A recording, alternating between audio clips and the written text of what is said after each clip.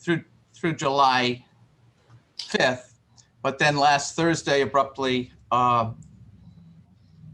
withdrew all of the emergency powers, and this meeting had already been scheduled. It had already had public notice, and we felt that the risk of attempting to get all of you to come in person today and disrupt the public notice and transparency as to when the meeting would be held would outweigh the risk of having the meeting after last Thursday, but before the original expiration date of the executive order.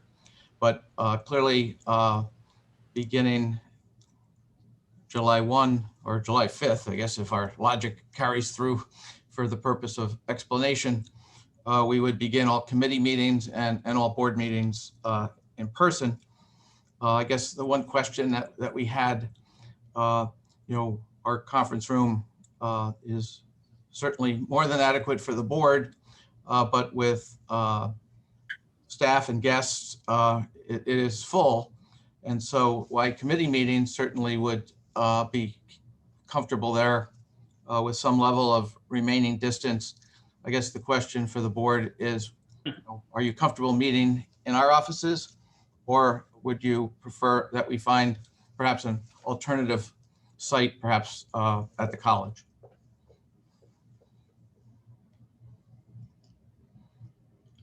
Any discussion?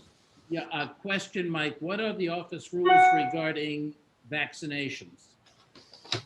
At this point, the building is opened and we have resumed in-office meetings. There are 2 staff people who have not been vaccinated.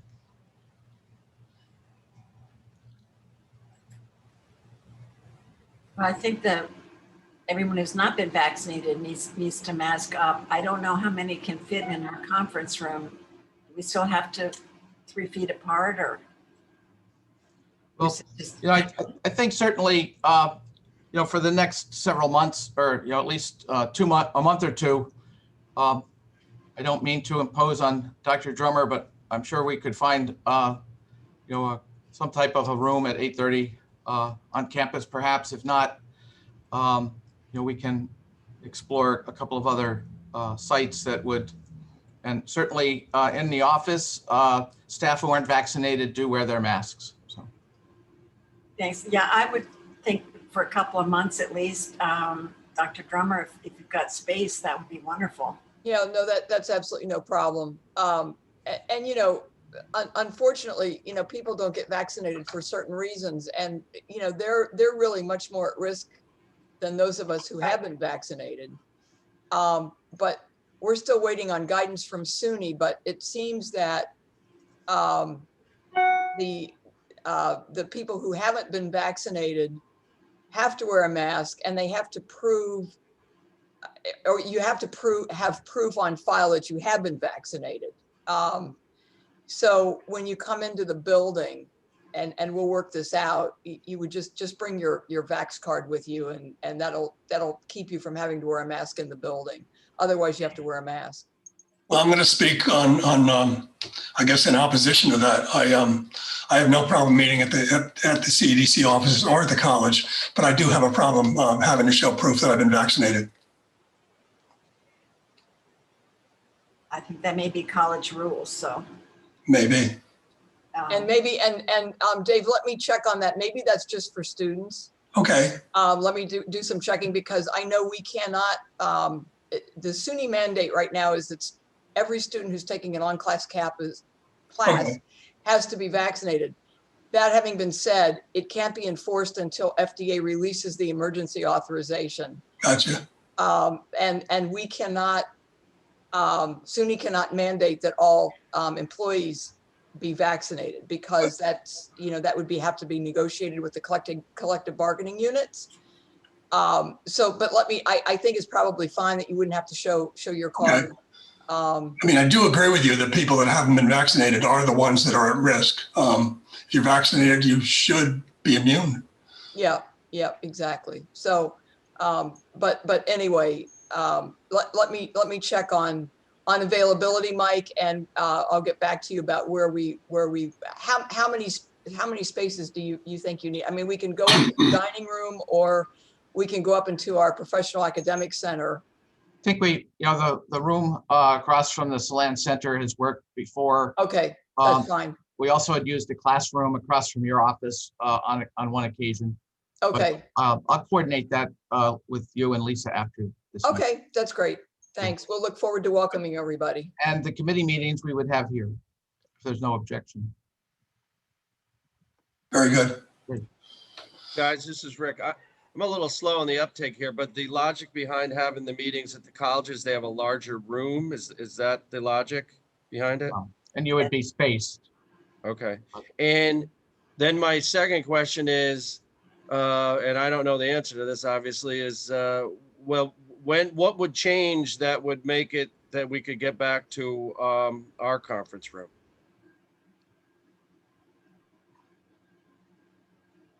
I guess I would. Like, we're vaccinated. And, I'm not speaking for myself, but what I've heard is that some people are looking for a 2 to 3 month window to see is there a resurge. But I heard yesterday that 95% of the deaths that have occurred in the last month have been for those not vaccinated. Good. I mean, it's kind of a vague definition, and that some people want to wait a couple months. What happens in a couple of months? Are they going to do it again? I kind of like to get back to meeting in our conference room. Well, I agree, Dave. I'm not married to it, and if people are uncomfortable with it, fine. Right. But it's sooner the better, as far as I'm concerned. I agree. We need to set some parameters when we're going to do that. Well, if we can do it for the month of July, and then with the intent of coming back in August, unless there's a significant objection on the part of any board members. Okay, agreed. Yeah, we do occasionally have public come. I'll come in someday, Mike, and meet with you and count the spaces in the conference room, see what we think we can hold comfortably. Right. But there is no 6 foot mandate anymore. It's gone. No, but still people don't like sitting very close to each other. Okay, well, maybe we could set a situation up where the people that aren't comfortable could maintain 6 feet and the ones that are don't have to. That might work. Yeah. We'll find a way to accommodate everyone's concerns. Great, thank you. Great. Mike, your CFO report? Great. Well, today is a momentous day in the history of CEDC.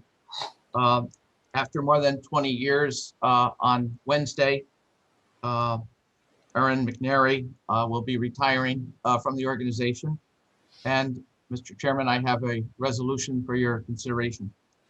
Yes, please go right ahead. Board of Directors honoring Erin McNary for an extraordinary career and lifetime of service to Columbia County. Whereas Erin McNary has faithfully served Columbia Economic Development as its bookkeeper since 2000 with exemplary dedication and commitment. And whereas during these years, Erin's knowledge, experience, and professionalism have been invaluable assets to CEDC's board and staff.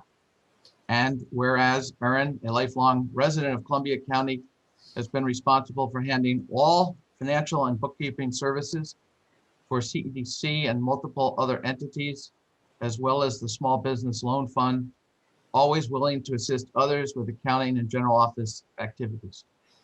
Whereas Erin has also served with distinction as the financial officer for the Columbia County Industrial Development Agency and the Capital Resource Corporation. Whereas Erin is highly regarded for the assistance she has provided to CEDC's business development and loan clients, project sponsors, and businesses, as well as to city, town, village officials, the board, staff, and others throughout the county. Now therefore be it resolved that the Board of Directors of Columbia Economic Development Corporation pause in its deliberations to recognize, honor, and thank Erin McNary for her more than 20 years of service to CEDC and wish her, her husband, Bill, and their family continued happiness and success. Excellent. Thank you, Mike. Thank you. Is there Motion to adopt. Thank you, Aaron. Round of applause here. There's a motion, Mr. Chairman, on the floor. Second. Okay, a second. All in favor? Aye. Any opposition? Motion's carried. Thank you very much. Thank you, Aaron. Thank you. Many thanks. Thank you very much, Erin. So we have to jump around here. Lisa, we still do not have a quorum, am I correct? You are correct. We don't have a quorum. Okay. So we're going to skip the minutes. We'll go to committee reports. There was no audit and finance. Executive committee did meet.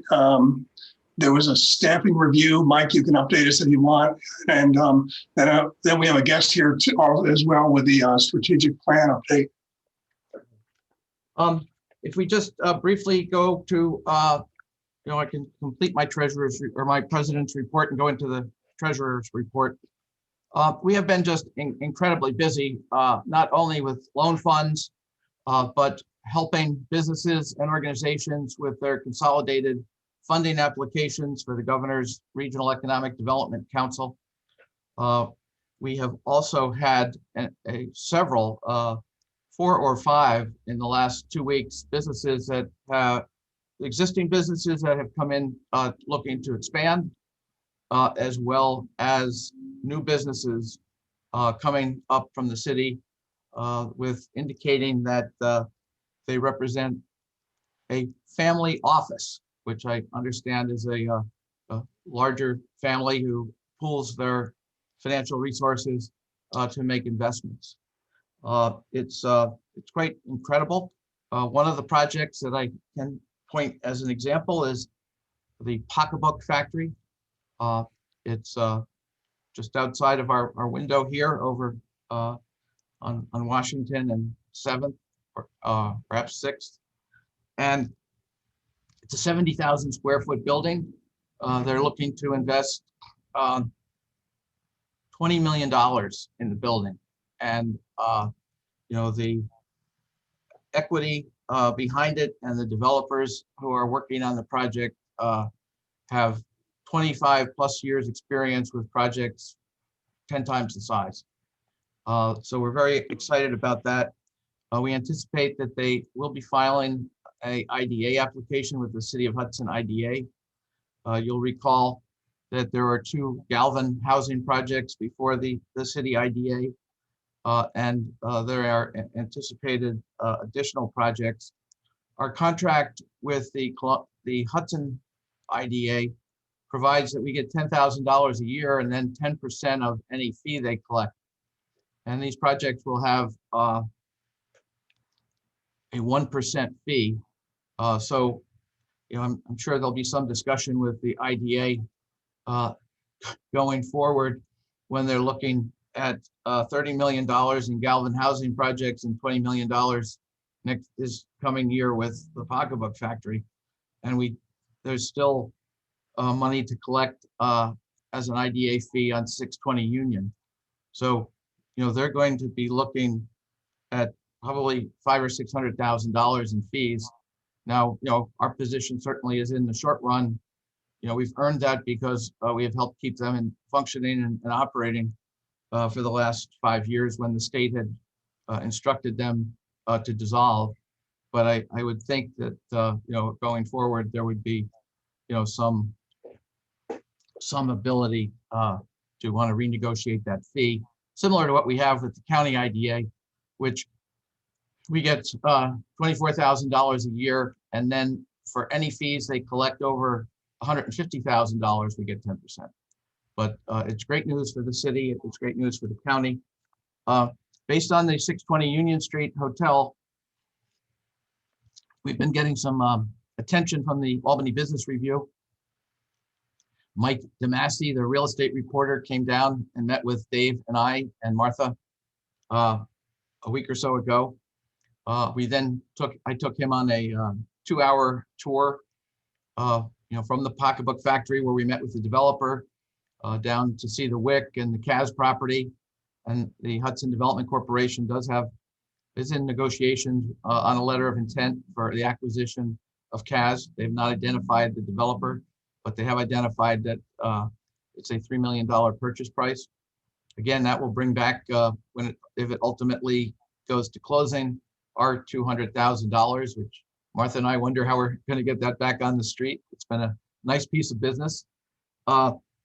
We then went up to the Commerce Park where Limbs Machinery, who we've been working with for a number of years, have their superstructure up for their new steel building. Paul Harpus, who had purchased a property, and we have given him a couple of extensions on his penalty note and mortgage, called, and he finally has planning board approval and has ordered his steel building. So and I had a call from a third business asking if there were any sites available in the Commerce Park. We did have the site that the county had approved for the IDA to sell to a small warehouse facility, which is on hold. The company that was hired the consultant to go out and find a couple of sites is still evaluating it, but their option did expire, and the IDA did pick up $7,500 in earnest money from that project. We then went to Chatham, where we looked at Andrew McDonald's renovations and expansion of office space and garage and lay down space in the old Fairpoint Communications building. We went up the street a little further and visited the new site of the Shaker Museum, and he's been in touch with Lacey Schultz at the Shaker Museum on that project. And then we went over to Kinderhook, and Martha, maybe you could just give a brief overview of the project at 2 Hudson Avenue. Yes, that property was purchased by Darren Waterston of Kinderhook and his partner from New York City, who is a renowned chef. They're renovating this rather large building that they're calling the Hat Factory. And his restaurant will be opening there at the end of the year. It's called the Aviary. We also have the Kinderhook Bottle Shop opening in there. You may recall that we approved a loan to those two individuals. Hopefully they'll have their liquor license approval in September. There will also be a coffee shop fronting on Hudson Avenue. There will be event space upstairs. There is meant to be a museum bookstore in the building, and construction is progressing. And he then left from there, and they're going to do a 4 to 5 story feature on Columbia County real estate development and expansion in their second or third week of July edition. So stay tuned. You know, that doesn't count the projects that are still under non-disclosure agreements because of people wanting to get their project a little more organized and perhaps financing in place. Unemployment down from 4.5% to 3.7% this month. It still is not sufficient number of people coming off unemployment to fill the jobs that businesses have posted. There's only over 1,500 jobs posted that the State Labor Department has identified in Columbia County. That's similar in Greene County. And you know, at 3.5% unemployment, I'm sorry, 3.7. What we're looking at with 30,000 people in the workforce, in the labor market, you know, you're looking at under 1,000 people available, and there's more jobs. And then you have the issue of matching the training and experience of the applicant to the position that's open. On the housing sale front, it's slowing down a little, but there's 18% increase year over year for new listings, 5% increase in closed sales, 37% increase in median sale price from 280 to 365. So again, not only are we seeing the surge in purchases, and we will be getting the numbers from the county in 2020, 35% of the single family homes were sold to people out of the region. And on the sales tax front, you know, the county again is up significantly, and we're waiting for final May numbers, but you know, it's in the 20% over last year and almost 30% over 2019. this is putting tremendous pressure, on people who can't find and afford housing.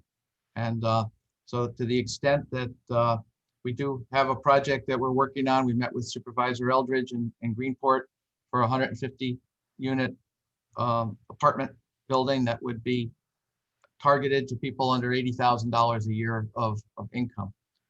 So it's a booming market, and there's a lot going on, and a lot of our focus is on the July 30th CFA deadline with the regional councils.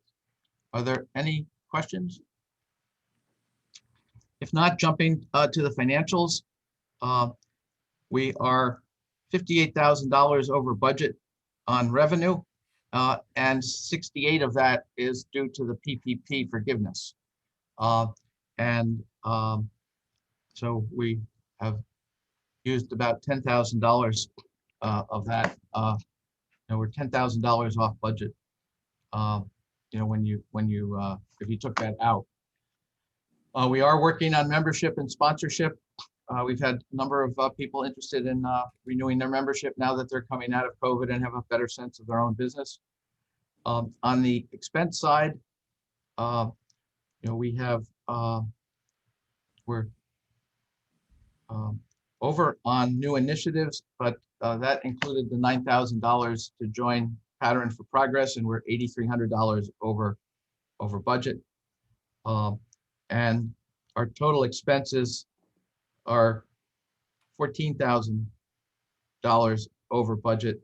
But when we get to net income, we had a break-even month. We had a $44,000 budget deficit projected, and we're $43,000 off budget. And if you add back the 68, we're about $30,000 off budget if you take out the noise from the PPP. So again, I think that we are moving forward. Getting back on budget was important. We are now moving forward. We did post the position. As you recall, working with UHY and Erin and Kathy Leiden, who joined us in January to assist Erin with bookkeeping. We have developed a plan where we've divided loan processing from bookkeeping and accounting. Obviously, these two individuals will work very closely together. But with the 80 loans, when we analyze the transactions, the bulk of the, we do about 50 checks a month. So there's 600 loans or 600 entries, and we do 80 loans with monthly payments.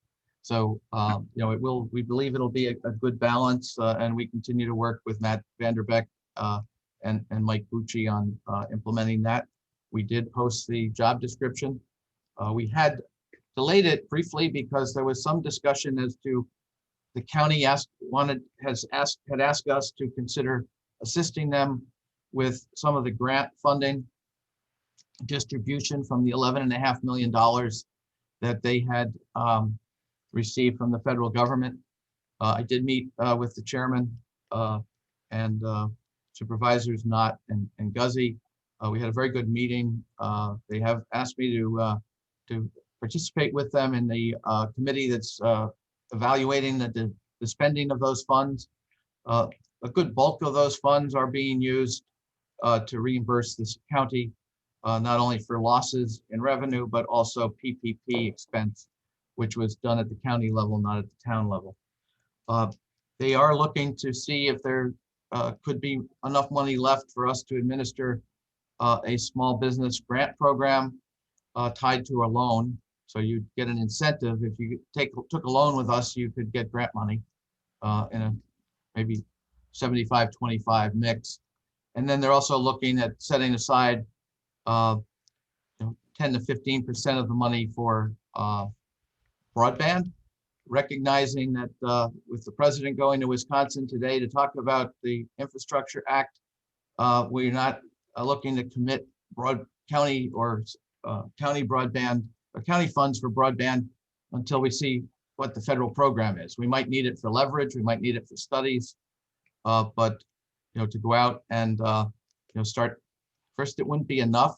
It would take more than the 11.5 to bring the county up another 10 or 15% for full coverage, but strategically they're going to hold back some money in case there's a requirement that local government contribute to leveraging the federal funds. But we are in the midst of those conversations, and we're also continuing to oversee the county's pilot agreements on solar projects in those communities where the projects have received planning board and town board approval.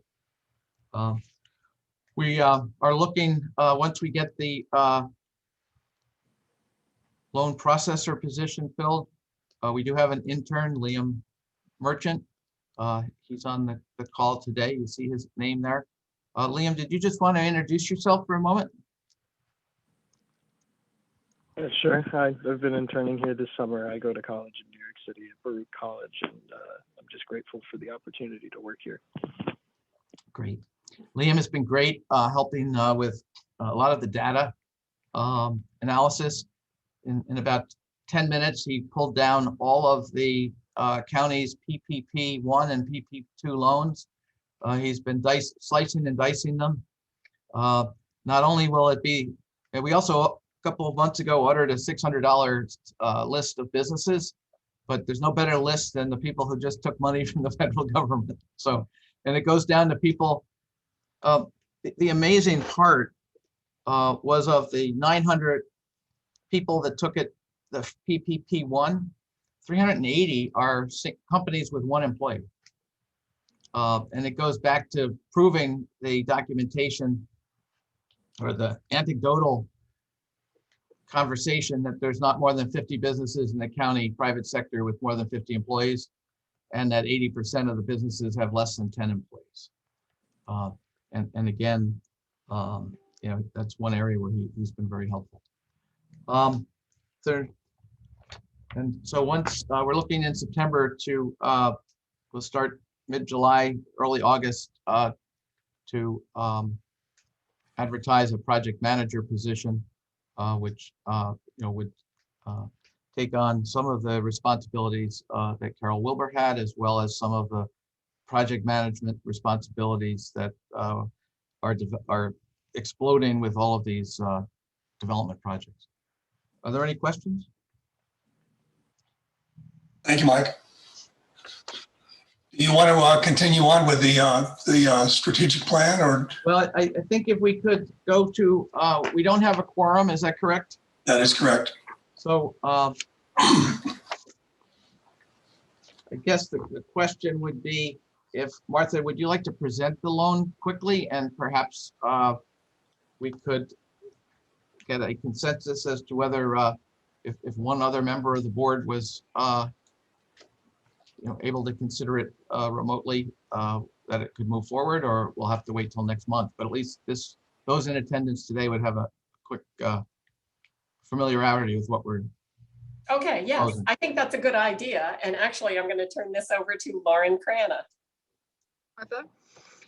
Great. So Katushka Mello is opening a probiotic ice cream shop this summer at 318 Warren Street. It's called Culture Cream. And you may have seen her pop-up stand last summer at Back Bar across the street in Hudson. She had really good success there, and she's ready to take the next step and open her own retail space. She makes her ice cream and sorbet using kefir and kombucha and other fermented ingredients, which are good for gut health, as many of you probably know. It's easier to digest. And other than that little shed, the SoCo Creamery shed outside Old Hudson, there's currently no ice cream shop in Hudson. And nobody's focusing on fermented foods either. So the main draw is ice cream and sorbet, but Culture Cream will also have homemade sodas and kombuchas, plus fermented products from other local producers, such as Hawthorne Valley. In the winter, she will have medicinal bone broths. She'll have fermentation workshops, and she'll do some guest chef pop-ups. Martha and I liked that she was very kind of conscientious of getting an ice cream shop, through the winter season and remaining profitable. So she has a plan for that. Ms. Mello's goal is definitely to scale this business. She did strong wholesale sales this past winter, and she's going to look to ramp that up through partnering with a distributor called Gillette Creamery. Their brands also include Ben & Jerry's and Haagen-Dazs and Ronnie Brook. She wants to add 2 additional shop locations and a couple of mobile pop-ups by 2023. So she's ambitious, but she's certainly focused first on opening this shop and making it successful. Katushka is tenacious. She's very driven. She's impressed us, kind of with her character. She's been running her own catering business for many years, and she has a strong circle of support around her.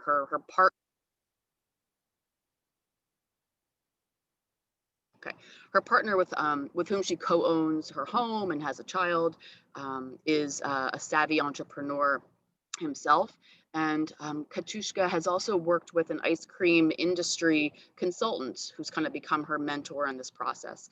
She attended the ice cream university that this consultant runs. So she's really been committed to doing this for a while now. In terms of the financials, she worked with our consultant, Charlene Chai, to create what we feel like is an ideal yet reasonable scenario. And then one of the things we particularly liked is that she also put together a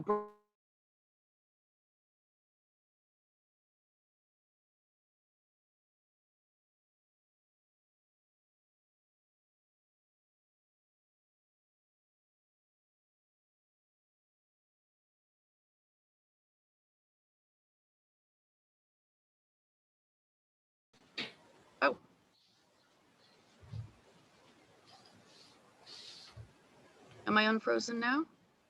Yes. Oh, good. Okay. Sorry, let me just get back to my sheet here. Okay, great. She co-owns her home, she owns her car, she's got significant business equipment that she purchased. She even has art investments, which include some Warhols, so a lucky woman. Ms. Mello is looking for a $50,000 loan from us. We would look to split that into a $25,000 SBA loan and a $25,000 CEDC loan.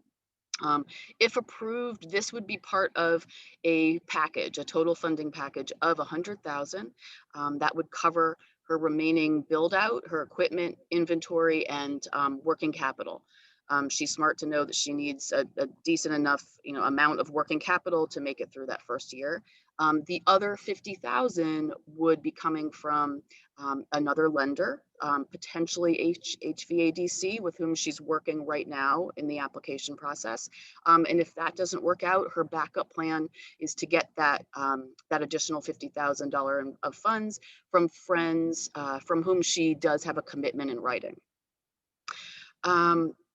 Bottom line with this one is, the business is 100% female owned. It's 100% minority owned. That's something we always like to have as part of our mission. She has been working with that dairy consultant who has 40 years of experience. She's invested a significant amount into this business, as you can see. And, one of the things that has struck us from the beginning here is that she's really not just opening an ice cream shop. We really feel like she's launching a brand. This could be something potentially that takes off and is even bigger than a regional brand, but this has the potential, we think, to become something you see nationally. Thank you. Are there any questions? Because we do have the strategic planning session. Yeah, Yes. I just wanted to inquire, Mike. I mean, this is a no-brainer, and I was not, for personal reasons, able to attend the loan committee meeting. So I just, in the spirit of our doing the right things forward, isn't there a way? Maybe there was somebody at the loan committee meeting who spoke in favor of this, who's not here, to secure, the proper quorum and vote. I'd hate to hold this up. It's not like it's one of those borderline where you really want to span the larger board here. It just seems to me I agree. silly to. I need this ice cream right now. We don't Well, wanna hold That's them what we've up. said. I mean, this is what we're supposed to be doing, so I don't know. It just seems to me like- You know, certainly, I think that the transparency of bringing it to the board and being one short, it's a policy that we have for approval. It's not a bylaw or a. I don't know if Andy is on the phone. I see his beautiful building. Yes, I'm here.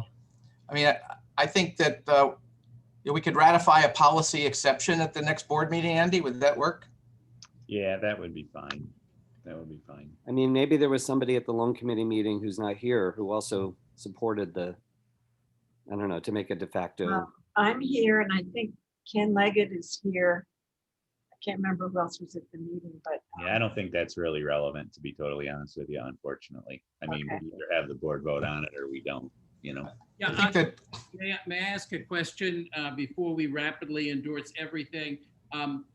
Unfortunately, I was not able to download the financials, but only the business plan, and that seems to be a problem with this. But am I correct? There is, in a sense, a $50,000 hole. I mean, HVAC is considering this. Absent that, we have a big hole for working capital and so forth. And also, I have no sense, Lauren, of priorities. Is there a debt due to friends and family totaling $125,000? And if so, what's the sequence? What's the priority of repayment? Are we third? Are we second? What's that all about? So there is not, so with the funds that she has already received, there is not a debt due. Good. That was a gift.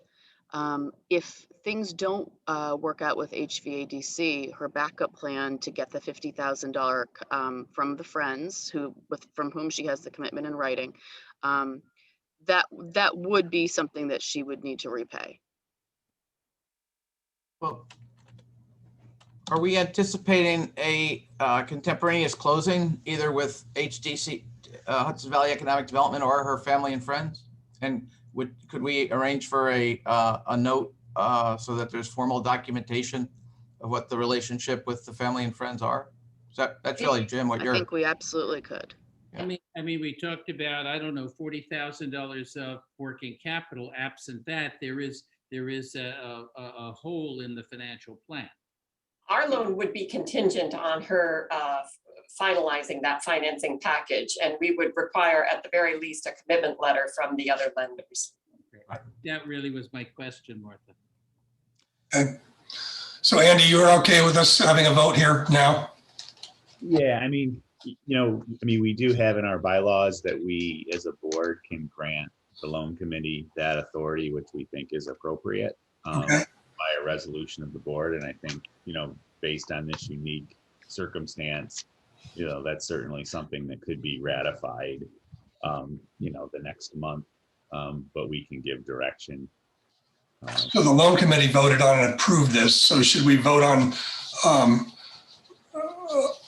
accepting that as the vote, or should we have our own vote? I would recommend you have a motion and a second to accept the approval of the loan committee. Dave, why are we varying our usual procedure? Just out of curiosity, is there an urgency here? I believe there is. There's an urgency, but we still don't have the $50,000 additional funding. Right. I mean, particularly that it's an ice cream shop and we're here, in the 90s. We want to get her open so she can take advantage of the summer. We very much do. So I'm going to look for a motion to accept the loan committee's vote that we approve this. So moved. And a second, please. Second. And this is subject to all of the conditions that Martha enumerated, that we close contemporaneous with the other funding so that we're not the only one in here. Correct. So we have a motion and a second. All in favor? Aye. Aye. Is anyone opposed? I'd like to be recorded as abstaining, Jim LePen. We have one abstention. So motion's carried. Thank you.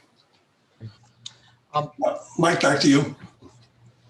Very quickly on workforce and education, we have established a collaborative partnership between the chamber in both counties, the economic development organizations in both counties, the college, Workforce New York, which is the state-funded labor department staffing that coordinates with the Workforce Investment Board, and also with Questar. Dr. Drummer and I, along with the heads of all those entities or their representatives, we've been joining a weekly call. We're now going to every 2 weeks. It's been very productive. We're working with the New York Works office on their job fair this morning.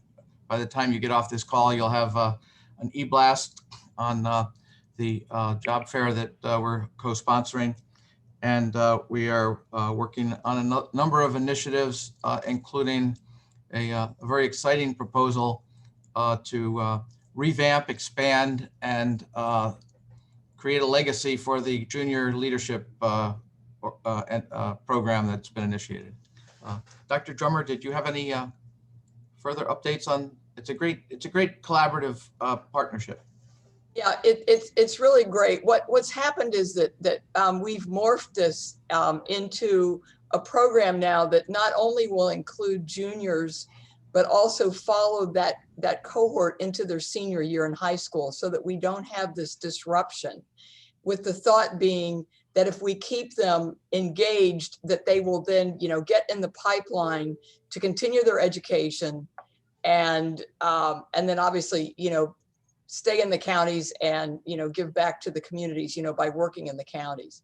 So the new name of the initiative is going to be called Career Connections. And we've come up with, I think, a really snazzy logo for it. We're eager for the rollout, and we are now working with a number of entities to see about getting some funding, to help out the chambers and CEDC and green economic development. We think we can get some grant funding. So anyway, we're going to roll it out in the fall, and we're all very excited about it. And thank you very much for all of the resources that you've brought to the table, both through the college and through Kelly Radzik's staffing of the program. It's a great program. Thank you. Thank you. I'd now like to move, Mr. Chairman, to a presentation by Mary Ellen O'Loughlin.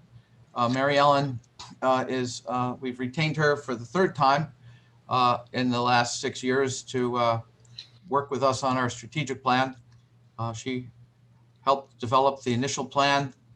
We did a update 3 years ago, and coming out of COVID, we're looking to further revise and focus on the many activities. So as we often say, this business, you can become a mile wide and an inch deep really quick if you don't have a board-driven strategic plan. Morning, Ellen. Hello, can everyone, I guess I'll just ask one. Michael, can you hear me? We can all hear you. Okay, good. So I'm going to keep this relatively brief. The primary objective of this is really an introduction to the process and what we'll be doing for the next 2.5 months or so.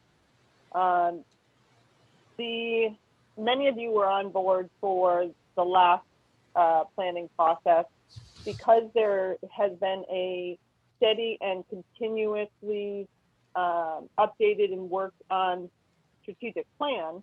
It will only be necessary this round to review that plan and then update it accordingly for the next 3 months. A strategic planning process, what is it? It's a systematic process to achieve a set of goals. It's really that simple. We will engage key stakeholders to affirm the mission statement and our strategic areas of focus, assess and adjust goals, objectives, and progress. The goals are outcomes. Objectives drive the outcomes. I'll continue to remind all of us what the language refers to specifically within this organization. Different groups sometimes use different terminology, and that one of the most important things is to make sure that we're all saying the same thing so that the definitions and agreements are in fact on the right thing. After engaging the stakeholders and reviewing and assessing additional data, we will write a draft plan, solicit feedback, and finalize that plan. The mission statement is something that in our next conversation, we will agree or disagree to carry it forward and affirm it as continuing to be accurate. A mission statement is a statement of what an organization does. It is specific. It is about what you do day to day and what all of your activities within the organization are focused on. The vision statement is one that is lofty and aspirational and talks about how the world should be in 10, 20, 30 years and how this organization views that world to be as it relates to the mission. In this case, CEDC's mission is to strengthen the area's tax base through economic development and job creation, assist businesses to locate and expand within the county, and to promote Columbia County as a premier spot for both business investment and personal opportunity. Moving to the next slide, strategic focus. 6 years ago, the organization, the board, approved 4 primary areas of strategic focus. And what these do is allow you to organize your goals and outcomes in a way that helps everyone to understand them and work crossways as well as in depth to be achieving the goals and outcomes. For this organization, those strategic areas of focus are entrepreneurship, infrastructure, quality of life and sustainability, and workforce and education. The next slide refers to and talks a little bit about SWOT analysis. This is one of those things that I will be facilitating further conversation on in several different ways. It's not unusual for me to interact with people who are not fond of a SWOT analysis, I'll say. Others find it to be very informing. I'm on the latter. I believe that there's some really good information that can come from a SWOT analysis when it's done properly and when you ask the right questions. For those who may not have done a SWOT analysis recently, just a quick review. There are strengths and weaknesses. Those are internal to the organization. And there are opportunities and threats. Those are things that are external to the organization. They are things you cannot have direct control over. There are things that need to be considered that are helpful. Those are considered to be your strengths and the opportunities, and those are things you want to leverage. Harmful are weaknesses and threats. It's important to be aware of these things and to develop any risk mitigation appropriately, depending on the level of impact it may or may not have to your goals. Some of the things that we want to consider, both individually and as a group. I mentioned individually. One of the next steps that I'll be doing over the course of the next 2 weeks or so is contacting and interviewing the executive committee, as well as all chair members for one-on-one discussion related to the current state of the organization as it relates to the mission statement and to your goals and objectives. I'll be asking those individuals, what do we do well? What can we improve? What do our customers need from us to succeed? What effects of COVID concern me? These are also questions that I'll bring back to this group at the next board meeting in a broader sense, so that everyone can consider the impact of that. We'll need more than 10, 15 minutes to be able to go through that conversation, of course. So that you know, I will also be doing that same conversation and interview with the staff and with Mike. And if you go to the next slide, it shows that there will be planning with the staff directly, planning with, of course, the board of directors, with all of you, Stakeholder input, which we have yet to decide exactly how that's going to happen over the course of the next 2 months, but of course we will need that. We've discussed a couple different things, including surveys and or a focus group and or a public meeting. They're all on the table for discussion and decision. I will do, through all of this, this is one of the methods of soliciting data and taking that data, collecting it, compile, and synthesize it. I will take that in concert to other data sources. The last time we did this 3 years ago, we used the most recent data available, which had just been released. So much of the state financial data on a census level, we already have. So we'll be looking for additional data sources.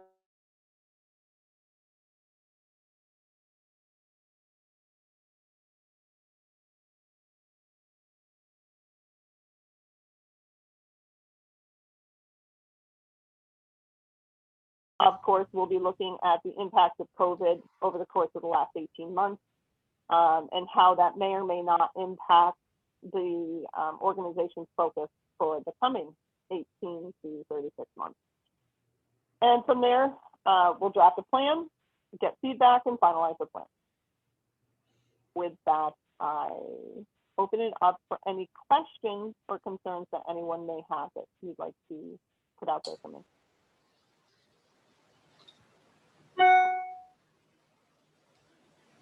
No questions. So your next presentation will be, we should be meeting live, and you'll be there as well? Yes, sir. Good deal. I just want to say I worked with Mary Ellen before and was a pleasure. So really exciting process. Well, and by then I would have learned how to get the shared screen. So you could have seen her slides, but it won't matter now because we're going to be meeting in person.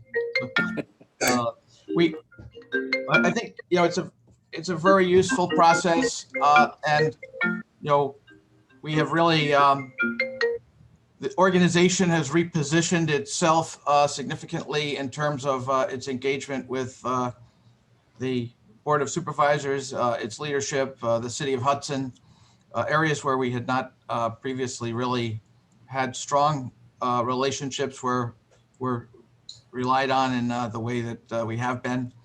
I have been starting to do meetings now with each out in the towns. I was at the village of Philmont the other night. And again, we are hoping to be able to get the U.S.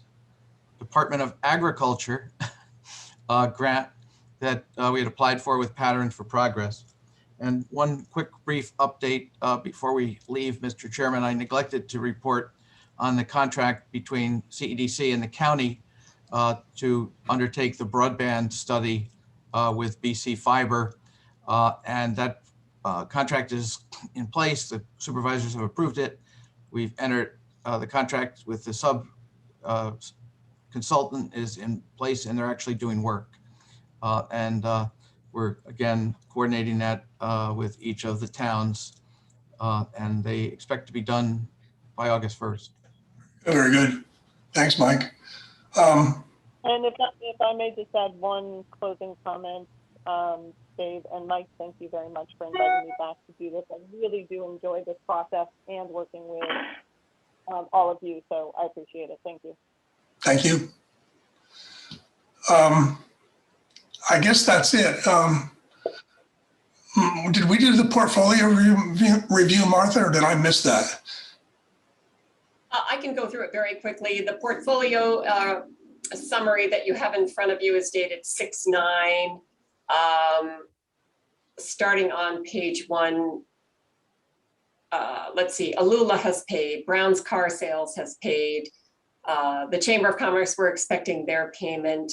Old Clobber Brewery has paid. So with the exception of Hudson Clothier, everyone is current. Okay, very good. Thank you. I think that's it. Anyone have anything else? Motion to adjourn? So moved. Second? Second. See you all next week. Next, And in person. we want to wish Lauren well. She goes on maternity Oh. leave next week. And we again want to thank Erin and wish her well in retirement. All the best, Thank Darren. you. Bye-bye. Thank you. Yeah. Thanks. Bye. Bye. Lisa, Bye. Yes, Lisa, yes, Kenny Leggett, I can. What's your number today? on a different number. Oh, I know you Yeah, didn't you recognize. fooled me. Was that the Copac number? Yes, it is. You threw me off. I'm sitting here, I saw it, and it's like I'm looking at it and I'm researching it. It's like I couldn't Well, come up I with couldn't get my cell phone to work at all, so I went in and took I the house had a- phone. it. Yeah, I had a feeling. What time? Do you remember what time you were in on? I think It I was got late, in around wasn't 10 it? after. Yeah, it was Don't worry. late because I was trying and trying and trying. Yeah, don't worry about it. I know. I figured that's what happened. I never count on you until I know you're on. Well, I'm just want to make sure you know me, know Well, that I I'm was glad. around. Now I have another number for you. Is this a number I should keep, or should I forget about this one? No, this is just their house number. I'll all. forget about this one then. All right, good enough. See you, All Ken. right, thanks, Ken. I appreciate it. All right, You have bye. a good day. Okay, Bye. keep Yep. cool. Yep. Okay. Sarah?